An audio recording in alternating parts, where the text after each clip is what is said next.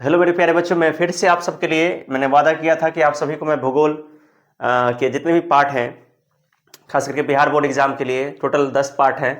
मैंने वादा किया था कि 10 वीडियो में मैं भूगोल को बिल्कुल ख़त्म करूंगा। तो 2 वीडियो मैं इससे पहले आपको डाल चुका था। आज मैं लेके आया हूँ तीसरा वीडियो जिसका नाम है जल संसाधन। ठीक है, अगर आप चैनल पर नए हैं तो मैं ज़्यादा बातें नहीं करूँगा। अगर अच्छा लगे आपको तो प्लीज़ एक सब्सक्राइब कर दीजिएगा, एक प्यारा सा लाइक करिएगा, कमेंट करिएगा और नए विद्यार्थी अपने दोस्त तक वीडियो को जरूर शेयर करिएगा। यूट्यूब पर पहली बार सभी विषयों की तैयारी बिल्कुल फ्री। ठीक है, तो चलते हैं हम लोग स्टडी की तरफ। और हम लोग का आज का जो टॉपिक है वो है जल संसाधन। अगर आप इससे पिछला 2 वीडियो नहीं देखे होंगे तो उसका डिस्क्रिप्शन बॉक्स में लिंक होगा। साथ में अगर आपको क्वेश्चन आंसर चाहिए तो मेरा व्हाट्सएप ग्रुप है, आप डिस्क्रिप्शन में खोलिएगा, वहाँ व्हाट्सएप लिंक लिखा होगा, उस पर टच करिएगा, ऑटोमेटिक आप ग्रुप में ज्वाइन हो जाइएगा। ठीक है, तो चलते हैं अब क्लास की तरफ। आज का क्लास हम लोग का पहले मैंने बताया था कि जल संसाधन है। तो जल संसाधन में आप लोग देख सकते हैं कि जल पृथ्वी का एक अत्यंत महत्वपूर्ण प्राकृतिक संसाधन है। आप सभी को पता होगा ये बातें कि जल जो है हम सभी के लिए बहुत ही जरूरी है। जल के बिना जीवन संभव है ही नहीं। जल और वायु, पृथ्वी, ये सब क्या है बाबू रे, इंपॉर्टेंट संसाधन है। तो वाटर रिसोर्स आपको याद रखना है, वाटर रिसोर्स। और जल पृथ्वी का सबसे क्या है, महत्वपूर्ण संसाधन है और प्राकृतिक यानी प्रकृति में पाया जाता है। ठीक है, दूसरा नवीकरणीय। ये कौन सा संसाधन है बाबू? नवीकरणीय। आप कहोगे सर जी नवीकरणीय का मतलब क्या होता है? मैं बताता हूँ। जो चीज आज है और कल भी रहे, जो चीज आज है कल भी रहे, उसे क्या कहते हैं? नवीकरणीय। तेरा क्वेश्चन होगा सर जी पानी तो बहुत अभाव है। भैया मेरे, पानी जल संकट है, पीने वाला पानी नहीं, पीने वाले पानी का जल संकट है, सॉरी। बाकी तो पृथ्वी पर 70% भाग में क्या है खाली बाबू रे? जल जल है। समझ में आई बात? तो ये नवीकरणीय संसाधन है क्योंकि यह जल चक्र के माध्यम से बार बार बनता है और पुनः उपलब्ध हो जाता है। जैसे वर्षा होती है, तालाब भरता है, धूप में पानी उसका उड़ता है, बादल बनता है, फिर नीचे आ जाता है। इसी को क्या कहते हैं बाबू रे? तो पुनः उपलब्ध होता है। इसको क्या कहते हैं? चक्र, जल चक्र कहते हैं। ठीक है, पहले आप ये बताओ, पहला जो बताया इतना समझ में आया? Very good. ये आपके पूरे किताब का कंक्लूजन है। पूरे बुक को मैं पढ़ता हूं, उसके बाद अपने से मैं लिखता हूं, अपने तरीके से मैं बनाता हूं। ठीक है, पृथ्वी का लगभग 3/4 भाग, लगभग 71% भाग में क्या है? जल है। लेकिन इसमें बहुत कम भाग ही मीठा यानी अलवणीय जल है, जो बिना लवण का हो, यानी पीने वाला। मीठा जल मतलब पीने वाला, जिसे मानव उपयोग में ला सकता है। तो पीने वाला जल बहुत कम है, बहुत बाबू कम है, बहुत कम। ठीक है ना। और जिस पानी में नमक की मात्रा हो पाई जाती है, ऐसे जो है जल वहां पे काफी ज्यादा पाए जाते हैं हमारे पृथ्वी पर। ठीक है, मानव, उसके बाद पृथ्वी पर जल की अधिकता के कारण ही पृथ्वी को क्या कहा गया है? तो नीला ग्रह कहा गया। आपको पूछेगा कि किसे नीला ग्रह कहा जाता है, तो पृथ्वी को ही नीला ग्रह कहा जाता है। क्यों कहा जाता है? क्योंकि इसके पास 71% जो है जल है, जिसके कारण इसे हम नीला ग्रह कहते हैं। तो पहला पेज की जो पहली बातें हैं वो आपको क्या समझ में आ गई? बताइए प्लीज, आप लोग बताइए, समझ में आया? कमेंट कर दीजिए जी सर समझ में आ गया। मुझे लगेगा मैं अगला वीडियो और अच्छे से बनाऊंगा। ठीक है, अब फिर इसके बाद नेक्स्ट पेज में आप चलते हैं। तो अब हम लोग का जो नेक्स्ट है, अगला पेज है, देखिए उसमें क्या है। नेक्स्ट पेज में देखिए क्या है। अब इसके बाद हम लोग को पढ़ना है जल के स्रोत। आखिर जल आता कहाँ से है? आपको मालूम होगा कि जल जो है पृथ्वी पर सबसे पहले भुइयां पे पाया जाता है, यानी कि जल के मतलब पृथ्वी के ऊपर में, यानी कि तालाब में, पोखरी में। और एक होता है भूमि के अंदर, जैसे चापाकल हो गया, कुआं हो गया। और एक होता है वायुमंडलीय जल, यानी कि हवा में भी जल होता है। कैसे? देखो, फ्रिज के बोतल को आप निकालिए फ्रिज में से, ठीक है, समझ में आया ना बात? और उसके बाद क्या करना है आपको, इसमें जब वायुमंडलीय जल जब इसमें लगता है तो इस फ्रिज के बोतल के ऊपर का पानी का बूंद जो है ऐसे निकालते ही इसमें तो ये जमने लगता है। इसका मतलब कि वायुमंडल में क्या है? जल है, जो बोतल से टकरा कर क्या होता है? जम जाता है। उसके बाद जो जल है वो क्या है? महासागर का जल। आ रही बात समझ में? अब देखिए, पृथ्वी पर सबसे ज्यादा अगर कहीं पर जल है तो वो कहां पर है? जलाधि उसको कहते हैं। वो कहां पर है बाबू? जल भंडार है, तो उसको कहा कहते हैं? महासागर में। कहां पे बाबू? महाभारत में कहा गया महासागर में। विश्व का कुल जल का इस ऑब्जेक्टिव में बहुत पूछता है बाबू, कितना है 96.5 और 97% जल महासागर में पाया जाता है और इसी को क्या कहते हैं बाबू रे, जलधि। क्या कहते हैं, जलधि। अब आप देखो कि विश्व के कुल जल का तो इतना हो गया। अब आप देखो कि पीने वाला जल मात्र कितना है, 2.5%, मात्र 2.5% जो पानी है जिसको आप पी सकते हैं। अब बताइए 70% जल में समझिए कितना मात्र पानी आपके लिए पीने वाला है। पीने वाला पानी का संकट बहुत गहरा है। भारत को विश्व के कुल जल संसाधन का 4% भाग ही प्राप्त होता है। दुनिया में जितना पानी है ना, उसका मात्र 4% पानी भारत को प्राप्त होता है। ये बात इसमें हम लोगों ने जाना। तो जल के स्रोत आपने पढ़ा, सबसे ज्यादा जल महासागर में, ये पढ़ा। जल कितना उपलब्ध है ये पढ़ा। जल्दी क्या होता है, 2.5%, 4%, ये सब आपको ऑब्जेक्टिव में आते हैं। और मैं बुक के हर टॉपिक को पढ़ाता हूं जिससे कि आपका ऑब्जेक्टिव भी ना छूटे और जबरदस्त लेवल वाली तैयारी आपकी हो जाए। ठीक है, अब नेक्स्ट पेज में भूपृष्ठीय जल क्या है। भूपृष्ठीय जल क्या होता है, धरातल पर पाए जाने वाला जल। धरातल के ऊपर जो पानी है, देखते हैं ये सब पानी जो है, इसको क्या कहते हैं, भूपृष्ठीय जल। ठीक है, और इसका मुख्य स्रोत होता है वर्षा। वर्षा होने के बाद ही यह भुइयां पे पानी जमा होता है ना, तालाब में, पोखरी सब में। उसके बाद ये क्या होता है कि जब वर्षा होता है ना, तो देख रहे हैं ये वर्षा हो रहा है ना, तो क्या होता है, कुछ पानी जो है भाप बनकर ऊपर उड़ जाती है। कुछ पानी भाप बन के क्या होती है, ऊपर आसमान में उड़ जाती है और वायुमंडल में चला जाता है। और कुछ जल जो है ये भूमि के छेद से अंदरे जो है पानी नीचे, भूमि के अंदर नीचे चली जाती है। ठीक है, भूमि के नीचे चली जाती है, भूमि से अंदर धीरे धीरे। और शेष जल नदी, देखिए शेष जल जो होता है वो नदी, झील, तालाब में अपना चली जाती है टहलते बुलते। तो ये हो गया भूपृष्ठीय जल। ठीक है, भूपृष्ठीय माने सरफेस वाटर, भूमिगत माने अंदर वाला जल। वर्षा का कुछ जल अभी जो बताए हम कि छेदों से धीरे धीरे नीचे कर, ये जो देख रहे हैं ये जल, ये चट्टान हो गया, पृथ्वी का मान लो ऊपरी भाग हो गया और यहाँ जो ये नीचे वाला भाग हो गया ये चट्टान हो गया। चट्टानों के बीच में जमा हो जाती है। देखिए ये ऊपर में चट्टान और नीचे में चट्टान, इसके बीच में देखते हैं वाटर है, तो इसके बीच में जमा हो जाता है। यही जल क्या कहलाता है, भूमिगत जल कहलाता है। जब ये वाला जल, भूमि के ऊपर वाला जल, यह वर्षा जल बहुत ज्यादा जब जमीन के नीचे चला जाता है तो इसे क्या कहते हैं बाबू रे, भौम जल कहते हैं। ज्यादा मात्रा में जब जल वर्षा हुआ, ज्यादा मात्रा में जब जल नीचे चला गया, ठीक है, तो उसको क्या कहते हैं, भौम जल। तो खूब वर्षा होता है ना जिस साल, तो उस साल चापाकल सबका पानी नहीं सुखाता है।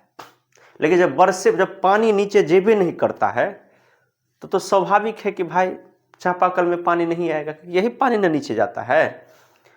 तो शहर सब में चारों तरफ मकान उकान बन गया, रेल बन गया, दुकान फैक्ट्री लग गया, तो सब सीमेंट हो गया। तो सीमेंट थोड़ा ना पानी को नीचे जाने देगा, इसलिए शहर सब में पानी की दिक्कत हो जाता है, समझे, चापाकल में पानी नहीं आता है। तो ये हो गया। अब हम लोग नेक्स्ट पढ़ेंगे जल संसाधन का वितरण। वितरण माने कहाँ कहाँ पाया जाता है। ठीक है, तो अभी बताए हैं कि विश्व के कुल मीठे जल का लगभग 75% भाग कहाँ पाया जाता है, अंटार्कटिका में और ग्रीनलैंड में। ये अंटार्कटिका है यहाँ पे, और ये जो देखते हैं इसका नाम है भले ग्रीनलैंड, लेकिन ये ग्रीन नहीं होता है, बर्फ से ढका रहता है। ठीक है, और पर्वतीय क्षेत्रों में ये बर्फ के रूप में पाया जाता है, हिमनदों में, यानी ये देखते हैं बर्फ के रूप में पाया जाता है। बर्फ के रूप में देखते हैं, बर्फ सब है चारों तरफ, तो ये बर्फ के रूप में पाया जाता है जल। कौन सा जल, तो मीठा जल। कितना परसेंट, 75%। कहाँ पे, अंटार्कटिका, ग्रीनलैंड में। और पृथ्वी पर जो है जल एक रंग नहीं है। इसका देखिए अधिकतर जल कहाँ पे है, दक्षिणी गोलार्ध में। पृथ्वी पर 2 गोलार्ध होते हैं, एक उत्तरी गोलार्ध और एक दक्षिणी गोलार्ध।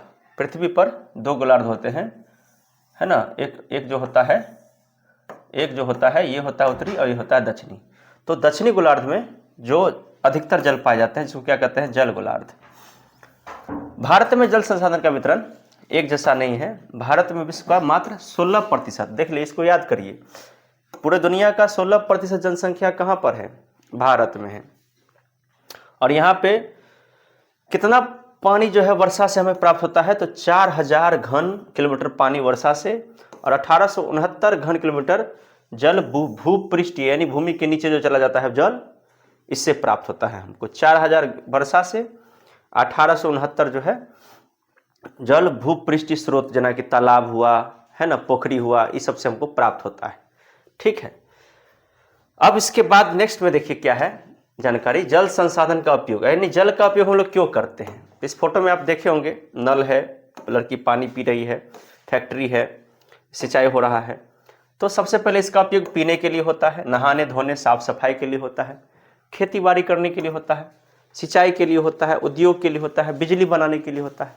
अब बड़ा बड़ा जो परमाणु बम, परमाणु संयंत्र जो होता है, जो परमाणु जिसको देश की रक्षा कवच कहते हैं, उसको कहते हैं परमाणु संयंत्र। ठीक है, तो परमाणु चूंकि काफी हीट होता है तो उसको ठंडापन देने के लिए भी जल का उपयोग होता है, और साथ में मछली पालन के लिए, उसके बाद जहाज वगैरह को चलाने के लिए, और स्विमिंग पूल होता है, और घूमने के लिए जल का उपयोग हम लोग करते हैं। तो जल के बहुत सारे उपयोग हैं, बहुत उपयोग हैं जो आपको यहाँ लिखे गए। तो मानव जीवन में जल का जो है बहुत अधिक महत्व है, क्योंकि जल जो है कई कार्यों में इसका उपयोग होता है, जो आप यहाँ पे देख सकते हैं लिखा हुआ है। ठीक है, तो अब इससे आगे हमको अब जो पढ़ना है, देखिए कि ये एक नोट है आपकी किताब में दिया हुआ है नोट, कि जीवों के शरीर में जल का बड़ा हिस्सा होता है। प्राणियों में लगभग कितना परसेंट, 65% होता है। अब पौधा में 65% से लेकर 99% तक जल पाया जाता है। ये जानकारी के लिए है आपकी। और जनसंख्या वृद्धि के साथ साथ जल की मांग तेजी से बढ़ रही है। अब एक आदमी को 1951 में इतना जल चाहिए था, 51 से 77। 2001 में एक आदमी को इतना पानी चाहिए, 1829। और 2025 में लगभग आदमी को इतना चाहिए, कितना, 1342 घन मीटर अनुमानित माना गया है 2025 के हिसाब से। एक व्यक्ति को पानी की आवश्यकता होती है। कहोगे थोड़ा सा कम किया गया है उपयोग को पानी को, इसलिए इसमें कम है, 1342 है। अब देखिए यहाँ पे, क्योंकि पानी मिल ही नहीं रहा है तो कहाँ से जल का उपयोग बढ़ेगा। ऐसी परियोजना, अब बहुउद्देशीय परियोजना क्या होता है, ये सबसे मेन टॉपिक आपके बुक का है। ऐसी परियोजना जिनमें एक साथ कई उद्देश्य की पूर्ति होती है। अब सर कहिएगा उद्देश्य का मतलब क्या होता है, जना कोई आदमी एक जगह जाता है, अब 5 गो 7 गो काम करके आता है, तो उसको क्या कहेंगे, बहुउद्देशीय परियोजना। क्या कहेंगे, बहुउद्देशीय परियोजना। वैसे ही अगर पानी का उपयोग बहुत ज़्यादा लोग करते हैं, बहुत तरीके से करते हैं, तो उसको क्या कहते हैं हम लोग, तो उसको कहते हैं हम लोग बहुउद्देशीय परियोजना। ठीक है, बात समझ में आ रही है। तो उसी प्रकार जब जल का बहुत ज़्यादा उपयोग, बहुत तरह का उपयोग होता है, तो उसको क्या कहते हैं, बहुउद्देशीय परियोजना। जैसे उसके लिए क्या होता है, नदी घाटी। अभी नदी घाटी क्या होता है इसको मैं समझा देता हूँ। तो नदी के ऊपर जो है ना बाबू, बांध बनाया जाता है ना, उसको क्या कहते हैं, नदी घाटी। ठीक है, अब बहुउद्देशीय परियोजना में आखिर कौन कौन काम होता है, यानी जल का कौन कौन उपयोग होता है। तो इससे बाढ़ को कंट्रोल किया जाता है, सिंचाई की व्यवस्था किया जाता है, बिजली बनाया जाता है, हाँ, फैक्ट्री और उद्योग में जल का काम होता है, मिट्टी को कटने से रोका जाता है, परिवहन होता है, और मछली का पालन। तो एक ही जल का इतना जब उपयोग हो जाए एक ही जगह पर, तो उसको क्या कहते हैं, बहुउद्देशीय परियोजना। तो हमारे देश में बहुत सारी बहुउद्देशीय परियोजना काम करती है। अब हम लोग को उसको देखना है। सबसे पहला देखिए, सबसे पहला है भाखड़ा नांगल नदी घाटी योजना या परियोजना। ये सबसे पहला है, इसका स्थापना 1948 में हुआ। और ये कहाँ पर है, किस पे, कहाँ बनाया गया है, ये डैम सतलुज नदी पे। और डैम कैसा होता है देखने में, देख सकते हैं, यही है भाखड़ा नंगल। ठीक है, ये कहाँ, इससे फायदा किसको होता है, हिमाचल प्रदेश और पंजाब को। ठीक है, और इससे यहाँ इस डैम से क्या क्या होता है, तो यहाँ पे इससे सिंचाई होती है, देख सकते हैं पानी कैसे बंद करता है फाटक, यहाँ पे ओपन करता है, खोलता है। इसके बाद टरबाइन लगा के यहाँ बिजली भी बनाया जाता है, और बाढ़ जब आती है तो बाढ़ को रोकने के लिए भी इसका उपयोग किया जाता है। दूसरा भी हीराकुंड है, ये भी बना था 1948 में, ये महानदी पे बनाया गया था। ये कहाँ है बाबू, उड़ीसा में। और दूसरी बात कि ये क्या करता है, तो बाढ़ को रोकता है। डैम देखते हैं, यहाँ डैम देख सकते हैं आप, यहाँ है ना डैम। और सिंचाई और बिजली, सिंचाई भी होती है यहाँ पे, और इससे बिजली भी बनाया जाता है। तो 2 परियोजना मैंने आपको बता दिया, इसी को कहते हैं नदी घाटी परियोजना। अब जो नेक्स्ट है हम लोग का, वो है दामोदर घाटी। क्या है बाबू रे, दामोदर घाटी परियोजना है। ठीक है, दामोदर घाटी परियोजना में याद रखना है कि ये कहाँ है, दामोदर में है, दामोदर नदी पे बनाया गया है। देख सकते हैं कितने सारे लोग यहाँ इकट्ठा है देखने के लिए पानी को। ये झारखंड और पश्चिम बंगाल में है, इससे फायदा होता है। इन दोनों जगहों पर जो है बाढ़ को रोका जाता है, यहाँ से पटवन किया जाता है, यहाँ से बिजली बनाई जाती है, क्योंकि इतना तेज करंट रहता है ना, देखते हैं ना, केहनो टरबाइन को नचा देगा। और उद्योग के लिए, यहीं से फैक्ट्री के लिए भी जल जाता है यहीं से, ठीक है। तो इसका नाम है दामोदर घाटी, ये भी 1948 में। उसके बाद है तुंगभद्रा, देखते ये है तुंगभद्रा। ये कहाँ पे है? तुंगभद्रा नदी पे है, कर्नाटक और आंध्र प्रदेश में। इसका बस दो उपयोग होता है, एक होता है सिंचाई के लिए और दूसरा होता है बिजली बनाने के लिए। इसका दो उपयोग होता है, ठीक है। तो ये सारे जो डैम है, इसको डैम कहते हैं अंग्रेजी में, इसका मेन उद्देश्य बस वही बिजली बनाना, सिंचाई करना है ना, बाढ़ को रोकना, यही सब होता है। और ये कहाँ है ये भी मैं आपको जानकारी दे रहा हूँ। आप क्या करना है कि सारे वीडियो को पढ़ने के बाद जो जो नोट्स है, जितना भी आपको नोट्स लगे कि ये सब जानकारी नोट्स के रूप में हमें लिखनी चाहिए, आप उसको लिख सकते हैं। और अगर नहीं लिखना चाहते हैं तो आप मेरे ग्रुप में ज्वाइन हो जाइएगा बाबू, वहाँ पे सारा भेज दिया जाएगा आप लोग को। इस चैप्टर का जितना क्वेश्चन आंसर होगा वो भी आपको भेज दिया जाएगा, ठीक है। अब है नागा अर्जुन सागर परियोजना, ठीक है। ये कहाँ पर है? तो कृष्णा नदी पर है। ये कहाँ स्थान इसका? तो तेलंगाना और आंध्र प्रदेश को इससे फायदा पहुंचता है। इससे भी बस दो कामें होती है, देखते हैं यहाँ पे है, बिजली बनाया जाता है इससे और सिंचाई किया जाता है। इसके बाद देखिए सबसे खतरनाक, यहाँ देखते सीन कितना मस्त लग रहा है। यह है सरदार सरोवर परियोजना। ये 5 अप्रैल 1961 को इसकी स्थापना हुई थी। और इस स्थान इसका कहाँ है? गुजरात में, जहाँ के हमारे नरेंद्र दामोदर दास मोदी जी प्रधानमंत्री हैं, वहाँ का ये डैम है। देखिए कितना शानदार है।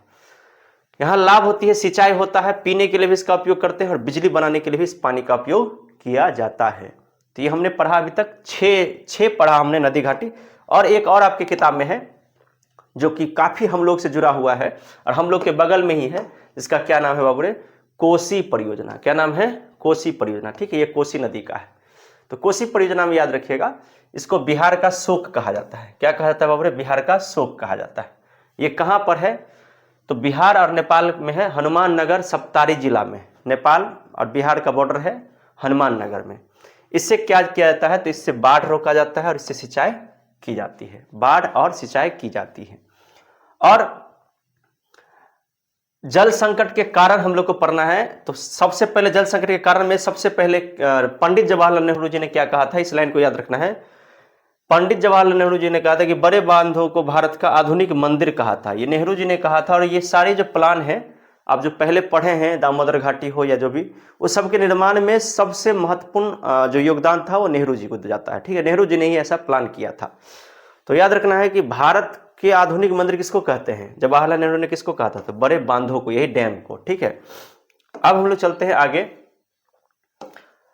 अब है बहुउद्देशीय परियोजना से क्या हानि हो सकता है, यानी जब जल अपने हिसाब से बहती है और उसको जब रोकने का प्रयास किया जाता है तो क्या हो सकता है कि नदी के बहाव में बाधा आ सकती है और गाद का बहाव कम हो जाता है, जमा होने लगता है। जब ये घेरेंगे पानी को तो गाद आके साइड में जमा हो जाएगा।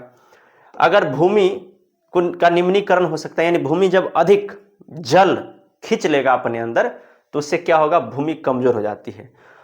हाँ, एक और बात है कि जब पानी को हम लोग घेरते हैं इतनी भारी मात्रा में तो भूकंप की संभावना बढ़ सकती है, नदी की धारा जो है बदल सकती है और जल जीव इससे प्रभावित हो सकते हैं।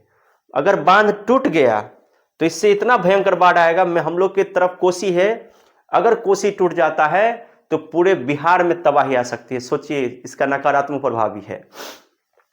लेकिन रिस्क तो इंसान को लेना ही पड़ता है जीवन में। उसके बाद जल जनित बीमारियां फैल सकती हैं, यानी बहुत अधिक बीमारियां, जल से होने वाली बीमारियां भी फैल सकती हैं। तो इससे कुछ हानियां भी हैं जो आपके एग्जाम में पूछ सकता है कि बहुउद्देशीय परियोजना के लाभ को लिखे, तो लाभ पहले ही पढ़ा दिए हैं शुरू में ही, और हानि की बात होगी तो इसमें से 2-4-5 बात आप लिख सकते हैं, ठीक है। अब नेक्स्ट क्या है? नर्मदा बचाओ आंदोलन। ये भी बहुत इंपॉर्टेंट है। ये देखिए यहाँ पे है, नर्मदा बचाओ आंदोलन एक सामाजिक और पर्यावरण को बचाने वाला आंदोलन था, ठीक है। हर कोई चाहते थे कि नदी जो होता है वो कहीं ना कहीं हम लोग उसको पूजा करते हैं, और उस पर जब डैम बनाने की चर्चा हुई तो वहां के लोगों ने सोचा कि भाई ये नदी के साथ छेड़छाड़ है।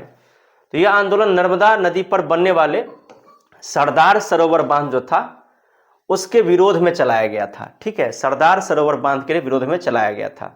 इस आंदोलन में स्थानीय लोग, किसान और पर्यावरण को जानने वाले लोग और मानव के अधिकार को जानने वाले लोग जो थे शामिल हुए थे और नर्मदा नदी पर डैम नहीं बनाने के लिए आंदोलन किए थे। इस आंदोलन का नाम क्या है? नर्मदा बचाओ आंदोलन। ठीक है, आप लोग इसको अच्छे से समझ लो। ओके, ये आंदोलन हुआ था, ये भी एग्जाम में पूछता रहता है, बहुत पूछता है। अब है जल संकट। ठीक है, तो मैंने आपको पहले बता दिया कि जल संकट में पीने वाला जल का बहुत ज्यादा संकट है। तो जब किसी क्षेत्र में आवश्यक मात्रा से कम जल उपलब्ध होता है तो उसे क्या कहते हैं बाबू रे? जल संकट। यानी जितना पानी चाहिए लोगों को उतना पानी नहीं मिलता है तो उसे क्या कहते हैं? जल संकट कहते हैं। अब मैं आपको बता दूं कि स्वीडन के एक विशेषज्ञ हैं फॉल्कन मार्क, उनके अनुसार कहा जाता है कि यदि एक आदमी को एक साल में इतना घन मीटर से पानी कम मिलता है तो समझिए कि उस इलाके में क्या है? तो जल संकट। ये बात किसने कहा था?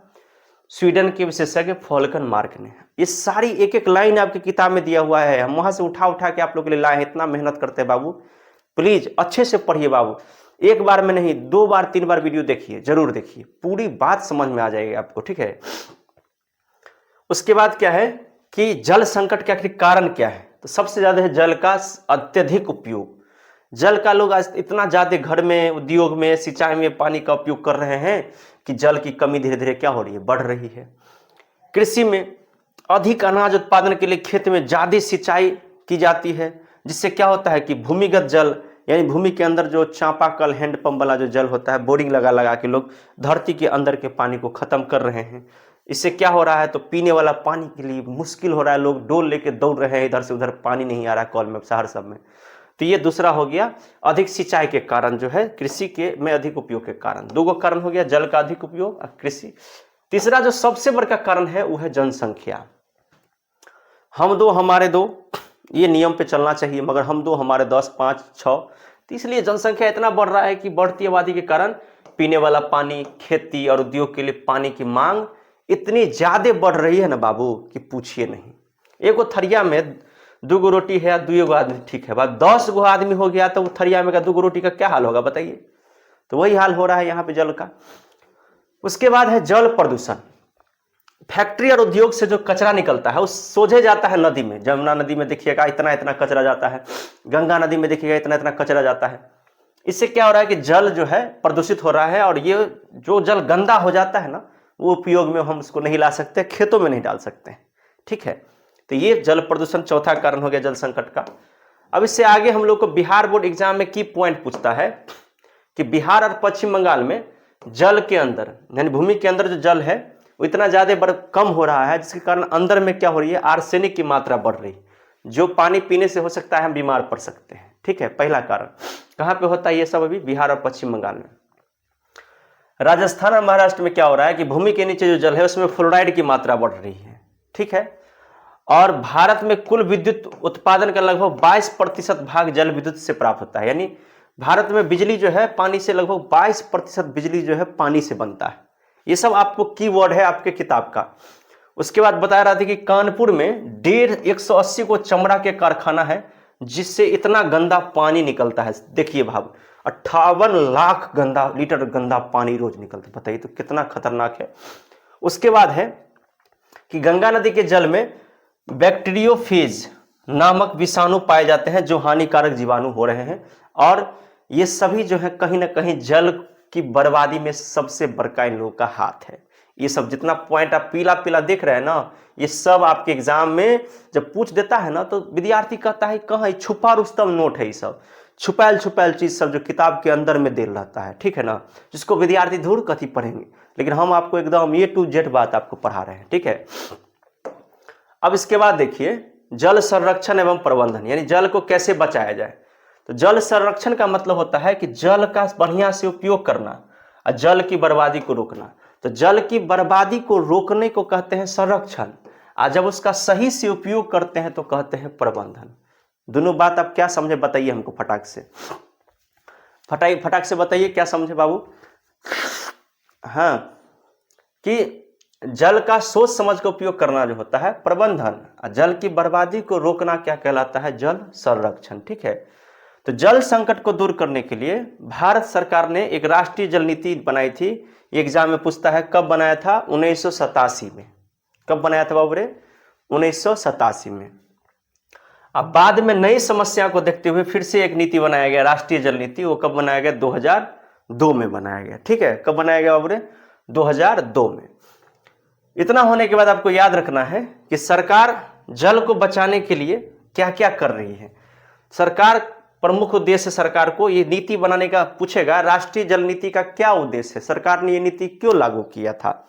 तो याद रखिएगा, जल की उपलब्धता को, यानी जल खत्म नहीं हो इसके लिए, जल गंदा नहीं हो इसके लिए, अब प्रदूषित जल को कैसे साफ किया जाए, नदी सबके जल को, इसके लिए बना था राष्ट्रीय जल नीति 2002। और जल संरक्षण के बारे में पूछेगा तो संरक्षण का अर्थ होता है सोच समझकर उपयोग करना, जल की बर्बादी को रोकना और उपयोग किए गए जल को पुनः चक्रण करना। जैसे कपड़ा खींच लिए, और कपड़ा खींचने के बाद जो पानी है उसको फेंकिए नहीं, बल्कि इसको मशीन में डाल के फिर से प्योर कर लीजिए और उस पानी को उपयोग कर सकते हैं आप दोबारा। तो इसको ही कहते हैं जल का पुनः चक्रण। क्या कहते हैं? जल का पुनः चक्रण। ठीक है, अब देखिए जल संरक्षण की प्रमुख विधियां क्या है। देखिए, सबसे पहले हमारे एपीजे अब्दुल कलाम जी हैं, इनके बारे में पढ़िए। इन्होंने क्या कहा था? राष्ट्रपति डॉक्टर एपीजे अब्दुल कलाम द्वारा कहा गया था कि भूमिगत जल की पुनः पूर्ति सबसे बड़ा उपाय है। अब इसमें क्या होता है? तो इन्होंने जल मिशन लागू किया। जल मिशन लागू करके जल की पुनः पूर्ति का मतलब फिर से जल को दोबारा उपयोग करने पर उन्होंने जोर दिया और कहा कि इसके लिए सबसे बेसी हम लोग को गाछ लगाना चाहिए, खेत में गोबर, छिलका इत्यादि का उपयोग करना चाहिए, वर्षा के जल को बचा कर रखना चाहिए और गंदे पानी का शोधन करके, यानी गंदा पानी को साफ करके फिर से दोबारा उसका उपयोग करना चाहिए। ये सारी बातें किसने कही थी? हमारे महान राष्ट्रपति देश के डॉक्टर एपीजे अब्दुल कलाम जी ने जल मिशन लागू किया था। ठीक है, उनके जल मिशन का नाम क्या था? पहला, भूमिगत जल की पुनः पूर्ति, यानी जल को बचाने का सबसे पहला उपाय क्या है? भूमिगत जल की पुनः पूर्ति। और इसके लिए क्या क्या करना है यहाँ पे लिखा हुआ है, समझा दिए हैं आपको। नहीं समझ में आ रहा है, दोबारा बाबू देखिए, तिबारा देखिए, बहुत ही प्यार से हम समझा रहे हैं आप लोगों को। ठीक है, अब है जल संभर प्रबंधन। ये क्या था? तो देखिए, जल संभर प्रबंधन का अर्थ होता है कि वर्षा के जल और जल प्रवाह का सही प्रबंधन करना। यानी वर्षा में जो जल हो रहा है, वर्षा का जो जल है, और उसके बाद जो जल बहते हुए आ रहा है, उसका सही से उपयोग करना क्या कहलाता है? जल संभर प्रबंधन। इसमें क्या होता है? इसमें क्या होता है कि कृषि उत्पादन में वृद्धि होती है, जल को बचा करके बागवानी लगाया जाता है। ठीक है, वनस्पति जो कहते हैं, पेड़ पौधा लगाया जाता है, बगीचा लगाया जाता है, तालाब में भर के उससे मछली पालन की जाती है, पीने के लिए उस जल का उपयोग किया जाता है।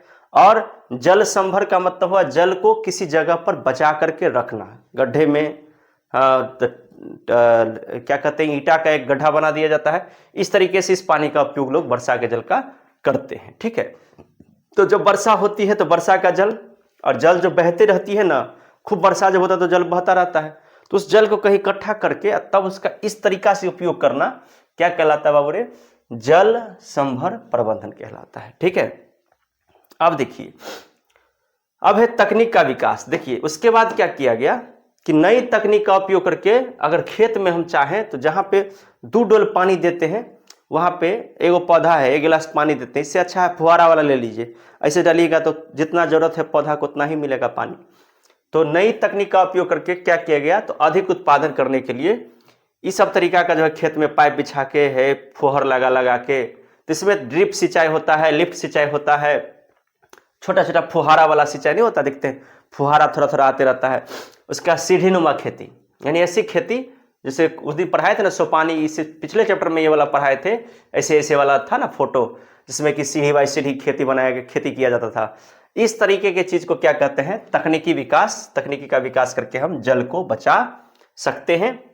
आपने खेत में ऐसा देखा होगा, ये देखिए लिफ्ट सिंचाई हो गई ये, ठीक है, ये घूमते हुए चारों तरफ जो है पानी पटाते रहता है, फिर नीचे से भी फुहारा मारता रहता है खेत के दोनों तरफ, जिससे क्या होता है कि पानी की बचत होती है।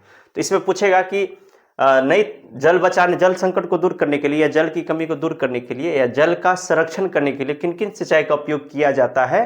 तो ड्रिप सिंचाई, लिफ्ट सिंचाई और सूक्ष्म फुहार सिंचाई। ठीक है, सिंचाई के रूप में। अब नेक्स्ट जो हम लोग का है वर्षा जल संग्रहण। क्या है?